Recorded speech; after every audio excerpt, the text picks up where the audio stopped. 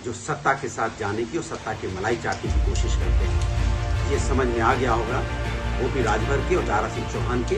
इस समाजवादी पार्टी विकास की राजनीति करती है, जनता के साथ होती है, इसलिए जनता उसको जिता। और प्रत्याशी के चेहरे पर अगर है तो वो उनके ऊपर है, वो पार्टी और एनडीए के ऊपर नहीं आएगा। मैं जो भी ये परिणाम आया, हम लोग राजनीतिक दल के नाते आपस में बातचीत करके परिणाम की समीक्षा करेंगे। समीक्षा के बाद आगामी योजना की कार्य योजना बनाकर मजबूती के साथ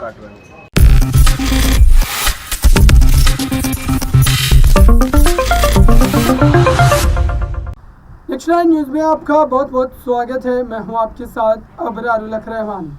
घोसी विधानसभा उपचुनाव के नतीजों के आने के बाद ही कई तरीके से राजनीतिक बयानबाजी का दौर जो है वो शुरू हो गया है।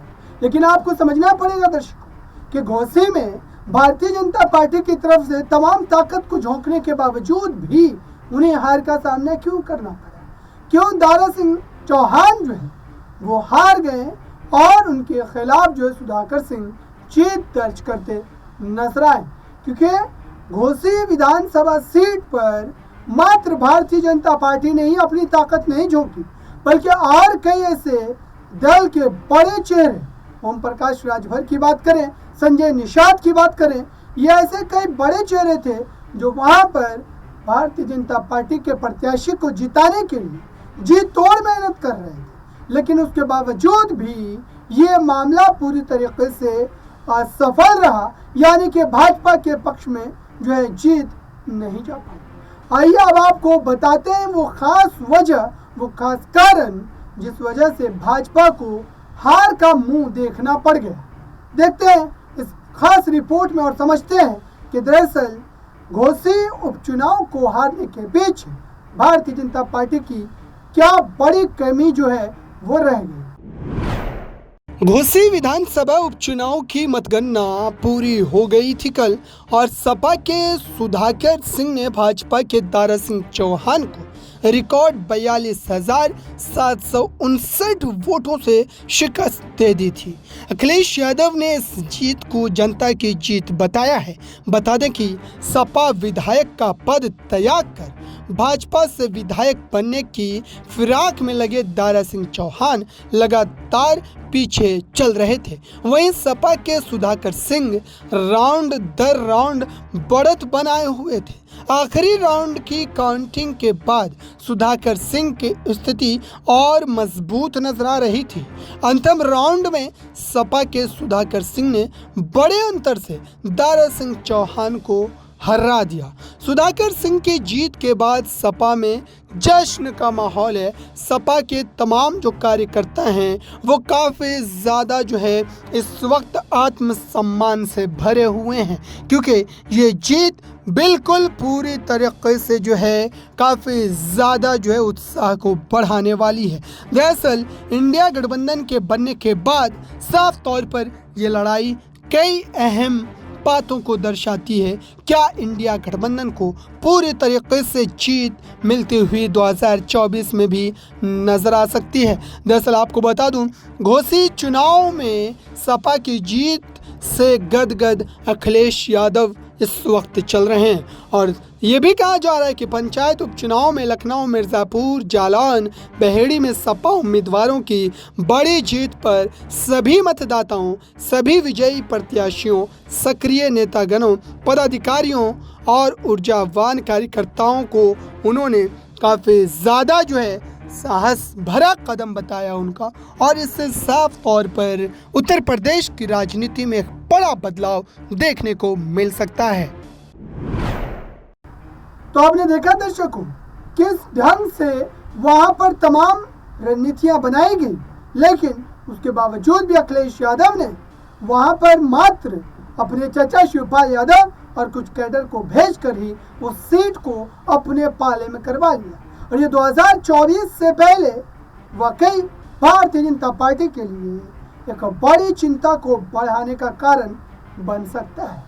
इससे पहले कि हम आगे बढ़े दर्शकों, आपको संजय निषाद के उस बयान को सुनवाते हैं जो बयान उन्होंने दिया तो सही, चुनाव के बाद, मतगणना के बाद, लेकिन साथ ही वो कई ऐसी बातें कह गए जिसके बाद जो विवाद है वो बढ़ गया। यानी कि उनके इस बयान में विवादास्पद ऐसे शब्द रहे। उन्होंने खास समाज को निशाने पर लेते हुए कई तरीके से निशाना भी साधा और साथ ही उन्हें पाकिस्तानी तक करार दिया। आइए सुनते हैं उनके इस बयान। होता और प्रत्याशी के चेहरे पर अगर है तो वो उनके ऊपर है, वो पार्टी और एनडीए के ऊपर नहीं आया जा सकता। अच्छा, इससे क्या दबाव बढ़ेगा एनडीए पे? क्योंकि एनडीए और इंडिया गठबंधन के बाद ये पहला उपचुनाव था, कोई भी पहला चुनाव था जिसमें हार हुई है एनडीए की।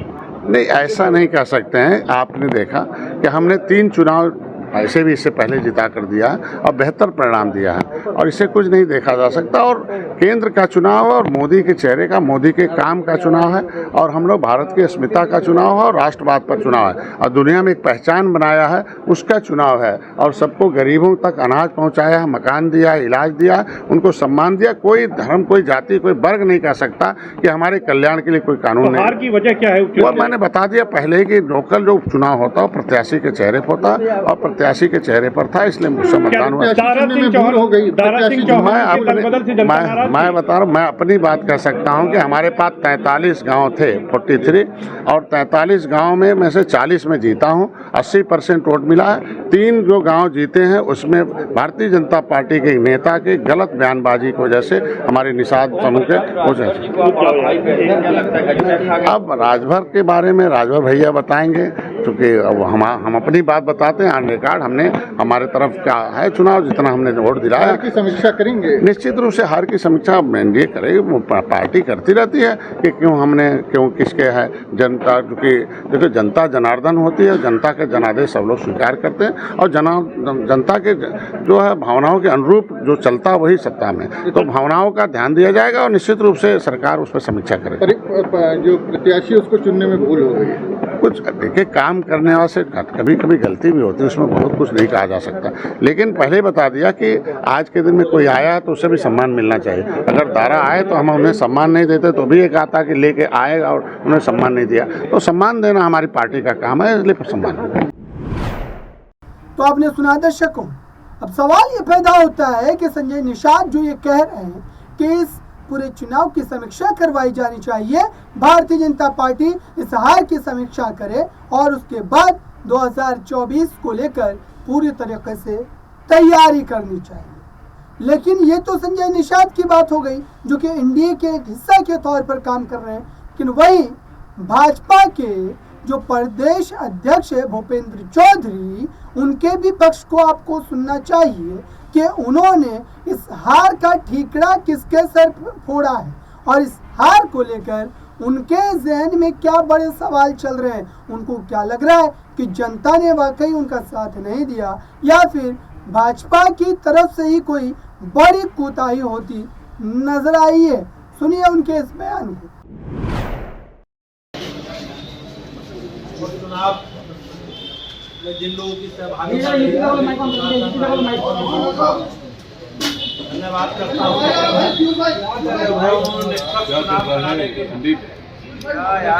पहले सब नहीं किए थे और मैं विपक्ष के लोगों से आज आप सबके माध्यम से पूछना चाहता हूँ कि इस परिणाम के बाद, जनादेश के बाद क्या वो ईवीएम पर प्रश्न खड़ा करेंगे?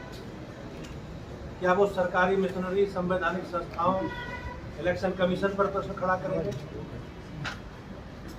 मैं